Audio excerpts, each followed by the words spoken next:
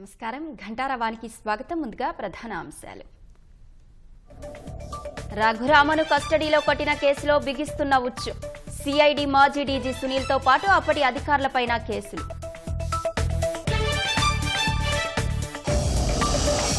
వైద్యులపై దాడులను నిరసిస్తూ విజయవాడలో జూడాల నిరసన. రక్షణ కల్పించాలంటూ ప్రభుత్వ ఆసుపత్రి వద్ద నినాదాలు.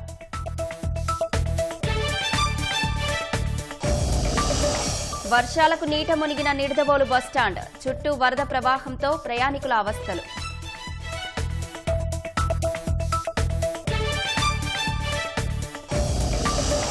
మద్యం కుంభకోణంలో కేజ్రీవాల్కు ఊరట. మధ్యంతర బెయిల్ మంజూరు చేస్తూ సుప్రీంకోర్టు ఉత్తర్వులు.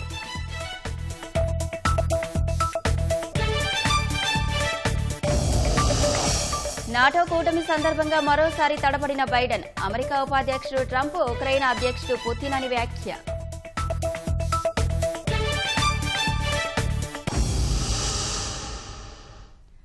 ఉండి ఎమ్మెల్యే రఘురామకృష్ణరాజును కస్టడీలో కొట్టిన కేసులో సిఐడి మాజీ డీజీ సునీల్ కుమార్ బృందానికి ఉచ్చుబుగిస్తోంది. గుంటూరులోని నగరపాలెం పోలీస్ స్టేషన్లో సునీల్ కుమార్తో పాటు అప్పటి సిఐడి అధికారులు సునీల్ నాయక్, మాజీ డీఎస్పీ పాల్పై కేసు నమోదైంది. జగన్ కలలో ఆనందం కోసం చట్టాన్ని చేతుల్లోకి తీసుకున్న అధికారులకు ఈ కేసు ఓ గుణపాఠం కావాలని రఘురామకృష్ణరాజు అన్నారు. వైకాపా కక్ష రాజకీయాల్లో పావుగా మారి జగన్ను విమర్శించిన వాళ్లను కేసులతో వేధించిన సిఐడి మాజీ డీజీ సునీల్ కుమార్పై కేసు నమోదైంది. సీఎంను విమర్శించారంటూ అప్పటి నరసాపురం ఎంపీ, ప్రస్తుత ఉండి ఎమ్మెల్యే రఘురామపై రాజద్రోహం కేసు నమోదు చేసిన సునీల్ కుమార్ బృందం ఆయన్ను కస్టడీలో లాఠీలతో కొట్టడం అప్పట్లో పెద్ద దుమారమే రేపింది. అయితే జగన్ అధికార అండతో ఇన్నాళ్లు తప్పించుకున్న సునీల్ కుమార్పై తాజాగా గుంటూరులోని నగరపాలెం పోలీస్ స్టేషన్లో కేసు నమోదైంది. తనను అక్రమంగా అరెస్టు చేయడమే కాక గుంటూరులో కస్టడీకి తీసుకున్న సమయంలో హత్యాయత్నం చేశారని రఘురామకృష్ణరాజు ఇటీవలే గుంటూరు పోలీసులకు ఫిర్యాదు చేశారు. కస్టడీలో నాటి హింసకు సిఐడి మాజీ చీఫ్ సునీల్ కుమార్, ఐపీఎస్ అధికారి సీతారామాంజనేయులు, మాజీ సీఎం జగన్, అప్పటి CID additional SP Vijay Paul బాధ్యులని ఫిర్యాదులో పేర్కొన్నారు. జగన్ను విమర్శిస్తే చంపేస్తానని సునీల్ కుమార్ బెదిరించారని ఫిర్యాదు చేశారు. 5 ఆగంతకులతో దారుణంగా హింసించి వీడియో తీసి జగన్కు చూపించారని రఘురామ తెలిపారు. కస్టడీలో తన కాళ్లు కందిపోయేలా కొట్టినా అప్పటి Guntur GGH superintendent doctor Prabhavati కోర్టుకు తప్పుడు నివేదిక ఇచ్చారని, ఆమెపై చర్యలు తీసుకోవాలని రఘురామ ఫిర్యాదులో పేర్కొన్నారు.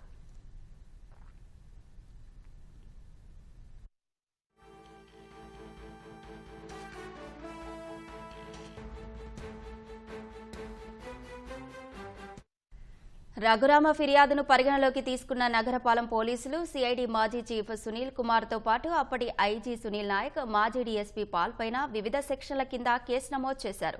పోలీసు కేసును రఘురామ స్వాగతించారు. కస్టోడియల్ టార్చర్పై గతంలోనే తాను ఫిర్యాదు చేసిన వైకాపా అధికార అండతో పోలీసులు పట్టించుకోలేదని, ఇప్పుడు ప్రభుత్వం మారడంతో చర్యలు ప్రారంభించారని అన్నారు. కస్టడీలో కొట్టారనేందుకు తన వద్ద అన్ని రకాల ఆధారాలున్నాయన్న రఘురామ, ఎంతటి వారైనా తప్పు చేస్తే శిక్ష అనుభవించాల్సిందేనని స్పష్టం చేశారు.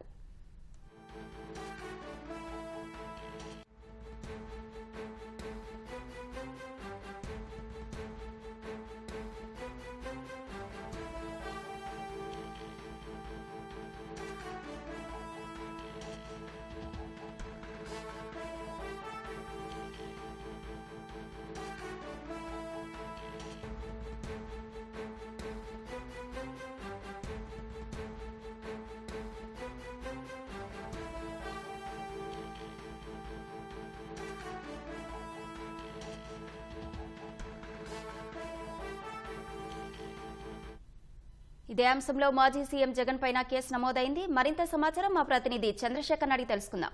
చంద్రశేఖర్, జగన్ పై కేసు నమోదు గురించి వివరాలు చెప్పండి.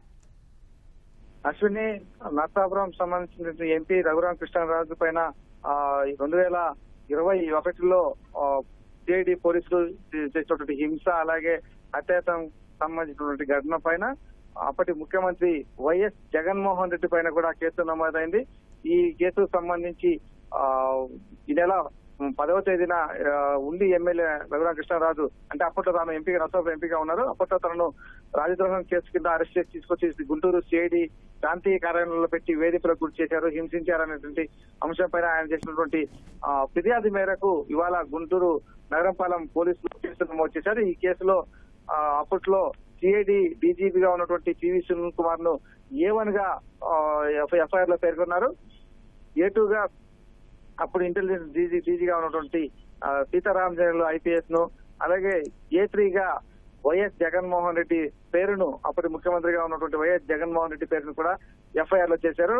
4వ నిందితుడిగా అప్పటి అదనపు ఎస్పీ సిఐడిలో అదనపు ఎస్పీగా ఉన్నటువంటి ఆర్ విజయపాలు, అలాగే 5వ నిందితురాలిగా ప్రభావతి GGH సూపరింటెండెంట్ గా పనిచేసినటువంటి ప్రభావతిని అందులో ఈ ఎఫ్ఐఆర్ లో చేర్చారు. మొత్తం దీనికి సంబంధించి ముఖ్యమంత్రి జగన్మోహన్ రెడ్డి అండ చూసుకొని ఆయన ఆదేశాల మేరకే పోలీసులు సిఐడి పోలీసులు తనను తీవ్రంగా హింసించారనేది రఘురామకృష్ణరాజు చేసినటువంటి ఆరోపణ. రాజద్రోహం కింద కేసు అప్పుడు నమోదు చేసి తనను తీసుకొచ్చి విచారించేటువంటి క్రమంలో అర్ధరాత్రి సమయంలో లోపలికి ముసుగు వేసుకుని 5 మంది వ్యక్తులు తనపైన దాడికి పాల్పడ్డారని, వారు ఎవరైనా తన తెలియదు కాబట్టి అప్పుడు విచారణలో ఉన్నటువంటి అధికారులు కావచ్చు, వారికి ఆ శాఖకు పర్యవేక్షిస్తున్నటువంటి ఉన్నతాధికారులు, అప్పటి ముఖ్యమంత్రి వీరందరూ కూడా బాధ్యులేనని చెప్పేసి రఘురామకృష్ణరాజు ఫిర్యాదులో పేర్కొన్నారు. ఆయన చేసినటువంటి ఫిర్యాదు మేరకే ఇప్పుడు ఎఫ్ఐఆర్ నమోదైంది నగరంపాలెం పోలీస్ స్టేషన్ పరిధిలో. ఈ నెల 11 అంటే నిన్న ఈ ఎఫ్ఐఆర్ నమోదైంది. ఇవాళ విషయం వెలుగులోకి వచ్చింది. ముఖ్యమంత్రి జగన్మోహన్ రెడ్డి పైన ఆయన అప్పట్లో రఘురామకృష్ణరాజు ప్రతిరోజు కూడా రచ్చబండ పేరుతో పెట్టి ఆ ప్రభుత్వ వైఫల్యాలు కావచ్చు, ఆ అధికార పార్టీ నేతలు చేస్తున్న అరాచకాలు వీటిపైన ఆయన మాట్లాడేవారు. వాటిని అడ్డుకునేందుకు అప్పట్లో ఆయన పైన తప్పుడు అభియోగాలు మోపి ఆయన్ను అరెస్ట్ చేసినటువంటి పరిస్థితి ఉంది. సిఐడి ద్వారా కేసు పెట్టించి ఆయన హైదరాబాద్ నుంచి ఆయన బలవంతంగా అప్పట్లో అరెస్ట్ చేసి గుంటూరు తీసుకొచ్చారు. గుంటూరు సిఐడి ప్రాంతీయ కార్యాలయంలోనే విచారణ పేరుతో హింసించారనేది రఘురామకృష్ణరాజు చేస్తున్నటువంటి ఆరోపణ. అప్పుడు జగన్మోహన్ రెడ్డి ఇచ్చినటువంటి ఆదేశాల మేరకు మాత్రమే సిఐడి అధికారులు తనకు అరెస్ట్ చేశారు, హింసించారనేది రఘురామకృష్ణరాజు చేస్తున్న ఆరోపణ. కాబట్టి ఈ కేసులో జగన్మోహన్ రెడ్డి పేరు కూడా పెట్టాలని చెప్పేసి ఆయన ఫిర్యాదులో పేర్కొన్నారు. ఆయన చేసినటువంటి ఫిర్యాదు మేరకు ఇప్పుడు నగరంపాలెం పోలీసులు నమోదు చేసినటువంటి ఎఫ్ఐఆర్ లో కూడా A3 గా వైఎస్ జగన్మోహన్ రెడ్డి పేరును వారు పేర్కొన్నారు. మొత్తం దీనికి సంబంధించి ప్రస్తుతం అయితే ఎఫ్ఐఆర్ లో అయితే 5 మంది పేర్లనైతే ముందుగా వాటిలో పేర్కొన్నారు. IPC 120B, 166, 167, 197, 307, 326, 465, 506 అనేటువంటి సెక్షన్ల కింద ఈ 5 మంది పైన అయితే ప్రస్తుతం కేసులు నమోదు చేశారు. మొత్తం 8 సెక్షన్లు ఎఫ్ఐఆర్ లో పొందుపరిచి దీని కింద తదుపరి విచారణ జరుపుతామని చెప్పేసి కూడా నగరంపాలెం పోలీసులు చెప్తున్నారు. అయితే మొత్తం ఈ ఎఫ్ఐఆర్ బయటికి ఇచ్చేందుకు కానీ లేకపోతే కేసు వివరాలు వెల్లడించేందుకు కానీ అధికారికంగా ఈ నగరంపాలెం పోలీసులు అయితే కొంత వెనుకంజ వేస్తున్నారు. ఎందుకంటే ఈ ఫిర్యాదు అందింది జిల్లా ఎస్పీ తుషార్ దూడికి అప్పుడు రఘురామకృష్ణరాజు అందజేశారు. ఈ నెల జూన్ 10వ తేదీన ఫిర్యాదు చేశారు. 11వ తేదీన భౌతికంగా కూడా ఆయన విజయవాడలో కలిసి ఆయన లేఖ కాపీని కూడా అందజేశారు. ఆ తర్వాత మాత్రమే దీనికి సంబంధించి న్యాయ సలహాలు తీసుకొని ఏం జరిగిందనే అంశం మీద ప్రాతిపదిక తీసుకొని 11వ తేదీన నగరంపాలెం పోలీసులు దీనిపైన కేసు నమోదు చేశారు. దీనికి సంబంధించి పోలీసు వర్గాలు అయితే ఇంకా అధికారికంగా ప్రెస్ మీట్ కానీ లేకపోతే అధికారిక ప్రకటన అయితే ఇంకా రాలేదు. అంతర్గతంగా అయితే విచారణ అయితే దీనిపైన తీవ్రస్థాయిలో జరుగుతోంది. ధన్యవాదాలు చంద్రశేఖర్.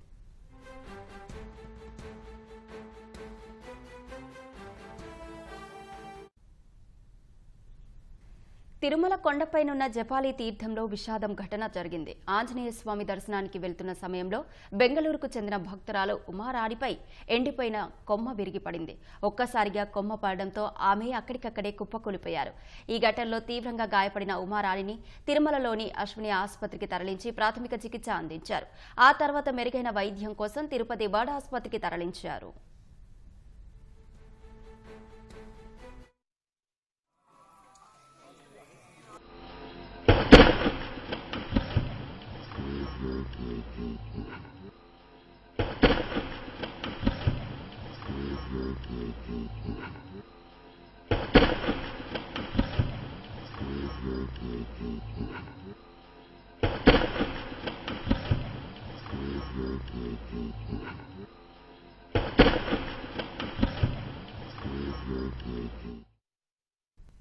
విజయవాడ ప్రభుత్వ ఆసుపత్రిలో దాడులను నిరసిస్తూ జూనియర్ వైద్యులు ఆందోళనకు దిగారు. నిన్న ఓ రోగి బంధువులు తమపై దాడి చేసి ఫర్నిచర్ ధ్వంసం చేశారని ఆవేదన వ్యక్తం చేశారు. ఓ వ్యక్తి పురుగుల మందు తాగి చికిత్స కోసం ఆసుపత్రికి వచ్చారని తెలిపారు. చికిత్స చేసే సమయంలో రోగి మరణించగా వైద్యుల నిర్లక్ష్యం వల్లే చనిపోయాడంటూ మృతుని బంధువులు దాడికి దిగారని వాపోయారు. డ్యూటీలో ఉన్న మహిళా డాక్టర్లను అసభ్యకరంగా దూషించారని నిరసన తెలిపారు. ఇలాంటి ఘటనలు పునరావృతం కాకుండా బాధ్యులపై చర్యలు తీసుకోవాలని డిమాండ్ చేశారు.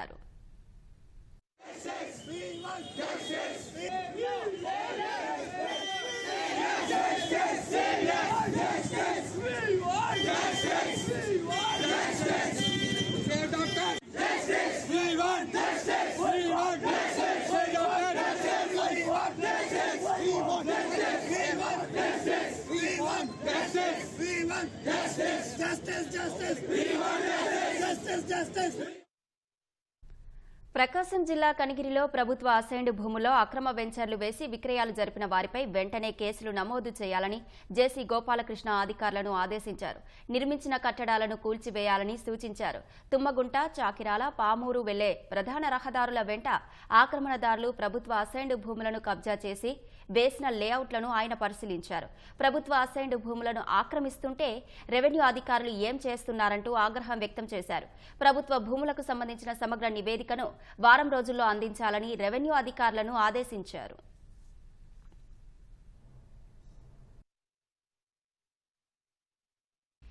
ఎన్టీఆర్ జిల్లా బూదవాడ అల్ట్రాటెక్ సిమెంట్ పరిశ్రమ ప్రమాదంలో మృతుల సంఖ్య 3కు చేరింది. మణిపాల ఆసుపత్రిలో చికిత్స పొందుతూ అర్జున్ అనే కార్మికుడు మృతి చెందాడు. ఆసుపత్రిలో మరో 14 మంది కార్మికులకు చికిత్స కొనసాగుతోంది. వారు క్రమంగా కోలుకుంటున్నట్లు వైద్యులు తెలిపారు. ఈ నెల 7న సిమెంట్ కర్మాగారంలో బాయిలర్ పేలి ప్రమాదం జరిగింది. ఈ ఘటనలో గతంలో 2 చనిపోగా చికిత్స పొందుతూ ఇవాళ అర్జున్ మృతి చెందాడు.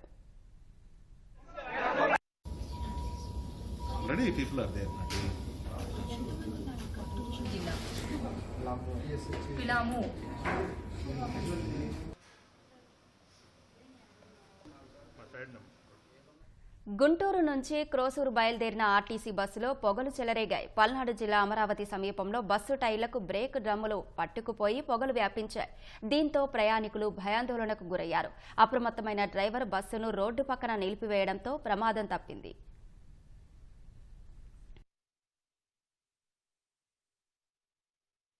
బస్సులో నిలబడి ప్రయాణం చేయవద్దని మహిళను వారించిన కండక్టర్పై యువకులు దాడి చేసిన సంఘటన బాపట్ల జిల్లా చందోలులో జరిగింది. కుంచాలవారిపాలెంకు చెందిన దోమ నాగలక్ష్మి రేపల్ల నుంచి గుంటూరుకు వెళ్తున్న ఆర్టీసీ బస్సులో ఎక్కి గేటు వద్ద నిల్చున్నారు. కండక్టర్ ఎన్నిసార్లు చెప్పినా ఆమె బస్సులోనికి రాకుండా గేటు వద్దే నిల్చున్నారు. బస్ ఎక్కే ప్రయాణికులకు ఇబ్బందిగా ఉందని కండక్టర్ వారించడంతో ఖాదర్ ఖాన్ సెంటర్ వద్ద మహిళ బస్సు దిగారు. అనంతరం ఆమె గ్రామంలోకి వెళ్లి యువకులతో వచ్చి చందోలు పెట్రోల్ బంక్ సమీపంలో కాశారు. గుంటూరు వెళ్లిన బస్సు తిరిగి చందోలు రాగానే ఆమెతో వచ్చిన యువకులు బస్సుపై దాడి చేసి అద్దాలు పగలగొట్టారు. కండక్టర్ బెల్లంకొండ వెంకటరమణయ్యపై దాడి చేశారు. పిడిగుద్దులు గుద్దారు. అడ్డు వచ్చిన బస్సు డ్రైవర్ వాసుదేవరావుతో పాటు ప్రయాణికులను పక్కకు నెట్టేశారు. సంఘటన ప్రాంతానికి చేరుకున్న పోలీసులు 3 యువకులను పట్టుకున్నారు. 9 మంది పరారయ్యారు. కండక్టర్ ఫిర్యాదు మేరకు దాడి చేసిన 12 మందితో పాటు దోమ నాగలక్ష్మిపై కేసు నమోదు చేసి దర్యాప్తు చేస్తున్నట్లు పోలీసులు తెలిపారు. అన్నమయ్య జిల్లా రైల్వే కోడూరులో కారు బీభత్సం సృష్టించింది. ప్రధాన రహదారి పక్కనే ఆపి ఉన్న కారు ఒక్కసారిగా తోపుడు బండ్లు, ద్విచక్ర వాహనాలను ఢీకొంటూ ముందుకు దూసుకుపోయింది. పాదచారులు, దుకాణదారులు భయంతో పరుగులు తీశారు. 2 తోపుడు బండ్లు, ద్విచక్ర వాహనాలు ఢీకొని ముందుకు దూసుకెళ్లిన కారు శివాలయం ప్రహరీ గోడను ఢీకొట్టి ఆగిపోయింది. జనం పరుగులు తీసి ప్రాణాలను కాపాడుకున్నారు. డిక్కీ తెరవడం కోసం డ్రైవర్ తాళం తిప్పగా కారు ముందుకు దూసుకెళ్లిందని స్థానికులు తెలిపారు. డ్రైవర్ నిర్లక్ష్యమే కారణమన్నారు. పోలీసులు కేసు నమోదు చేశారు.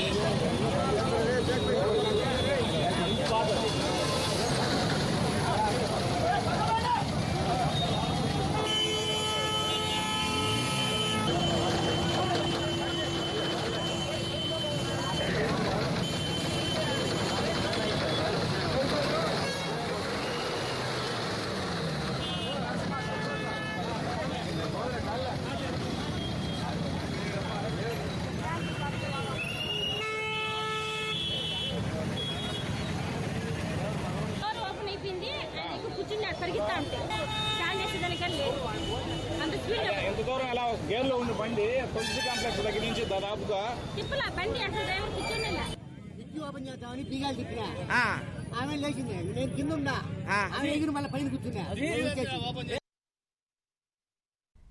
గత 2 రోజులుగా కురుస్తున్న భారీ వర్షాలకు తూర్పు గోదావరి జిల్లా నిడదవోలు ఆర్టీసీ బస్ స్టేషన్ ప్రాంగణమంతా పూర్తిగా నీట మునిగింది. అడుగులోతులో నీళ్లు నిలిచాయి. దీంతో ప్రయాణికులు తీవ్ర ఇబ్బందులు పడుతున్నారు. బస్ స్టేషన్కు ఆనుకొని ఉన్న డ్రైనేజీ వ్యవస్థ అస్తవ్యస్తంగా మారింది. అందులో మురుగునీరు పారడం లేదు.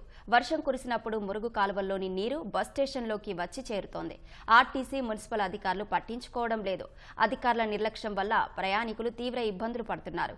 ఇప్పటికైనా ప్రభుత్వం స్పందించి బస్ స్టేషన్ ఆవరణలో నీరు చేరకుండా చర్యలు తీసుకోవాలని ప్రయాణికులు కోరుతున్నారు.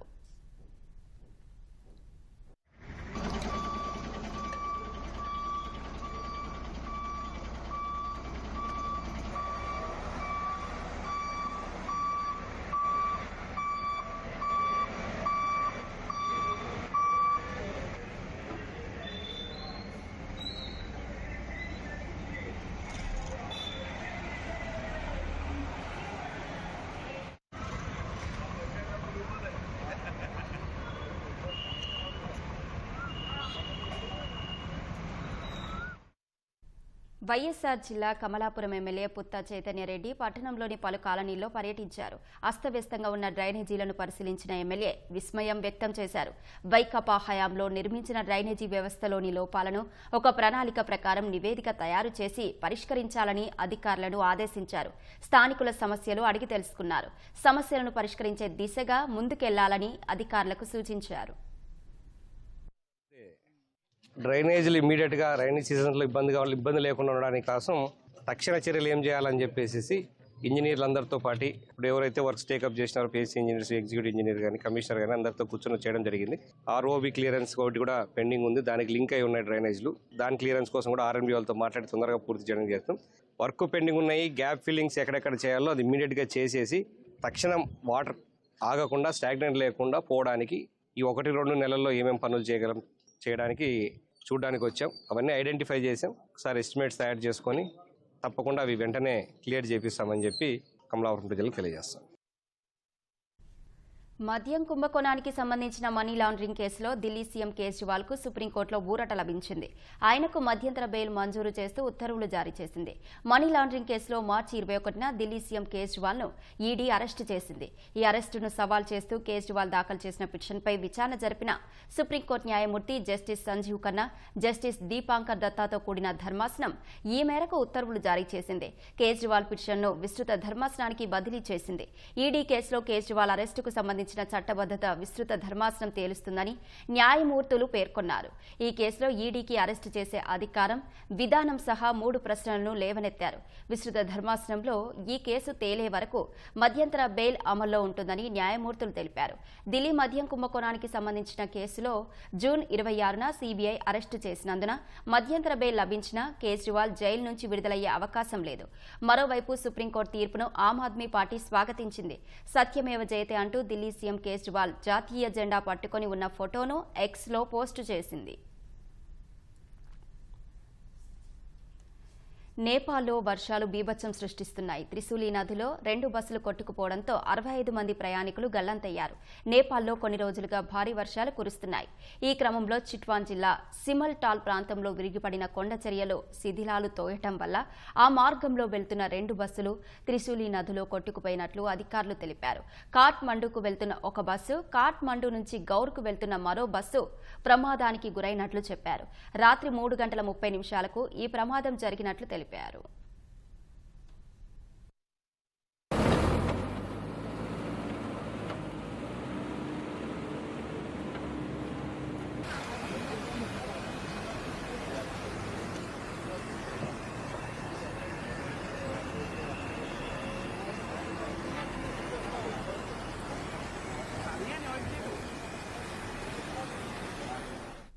కాఠ్మండూకు వెళ్తున్న బస్సులో 24 మంది, మరో బస్సులో 41 మంది ప్రయాణికులు ఉన్నట్లు నేపాల్ పోలీసులు ప్రకటించారు. గల్లంతైన ప్రయాణికుల్లో 6 భారత్కు చెందిన వారు ఉన్నట్లు చెప్పారు.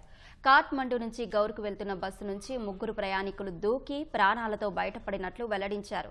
కొండచర్యలు విరిగిపడడం కారణంగా నారాయణ ఘాట్, మొగ్లింగ్ ప్రాంతంలో రాకపోకలు నిలిచిపోయినట్లు అధికారులు తెలిపారు. సమాచారం అందుకున్న వెంటనే సహాయక సిబ్బంది ఘటనా స్థలానికి చేరుకొని కొండచర్యల శిథిలాలను తొలగిస్తున్నట్లు చెప్పారు.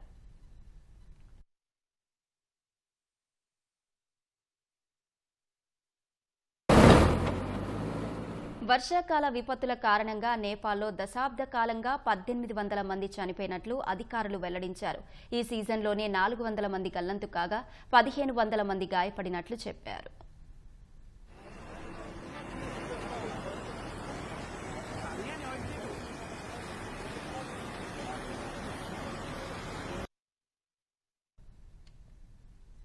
మరోవైపు ఈ ఘటనపై నేపాల్ ప్రధాని ప్రచండ తీవ్ర విచారం వ్యక్తం చేశారు. బాధితులను సురక్షితంగా కాపాడేందుకు అన్ని చర్యలు తీసుకోవాలని సంబంధిత విభాగాలను ఆదేశించారు.